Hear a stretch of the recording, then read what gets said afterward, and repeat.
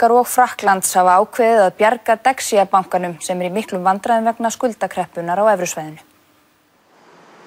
Dexia-bankanum verður skipt upp og gengið var frá sölu belgíska hlutans í morgun. 6.000 manns starfa hjá Dexia í Belgíu. Í raun þjóðnýtingu að ræða. Belgíska stjórnin greiðir 4 milljarða evra fyrir bankan þar í landi. Yves Leterme, forsætisráðherra Belgíu, sagði í morgun að auk þess væru lagðar fram tryggingar fyrir innistæðum. Hann segir þetta ekki eiga íþyngja skattgreiðendum of. Le contribuable n'est pas trop mis à contribution puisque le risque est maîtrisé et que le coût de l'opération est relatif. Ríkisstjórn Lúxemborgar segir að fjárfestingarsjóður í Katar sé tilbúinn að kaupa bankann í Lúxemborg. Þetta í annað skipti á 3 árum sem bankanum bjargað frá þroti.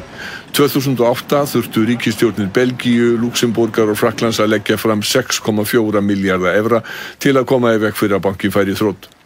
Bankinn á grísk og ítölsk ríkisskuldabréf að nafnvirði 17 milljarða evra en raunverulegt verðmæti þeirra talið mun minna. Forráðamenn bankans kenna skuldakreppinu ófarir hans.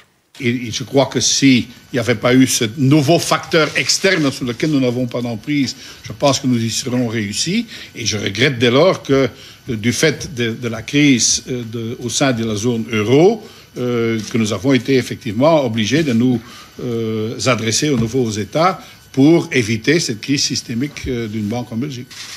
Viðskipti með hlutabréfi Dexia hófust aftur í morgun en þeim var hægt í síðustu viku vegna óvissu framtíðina.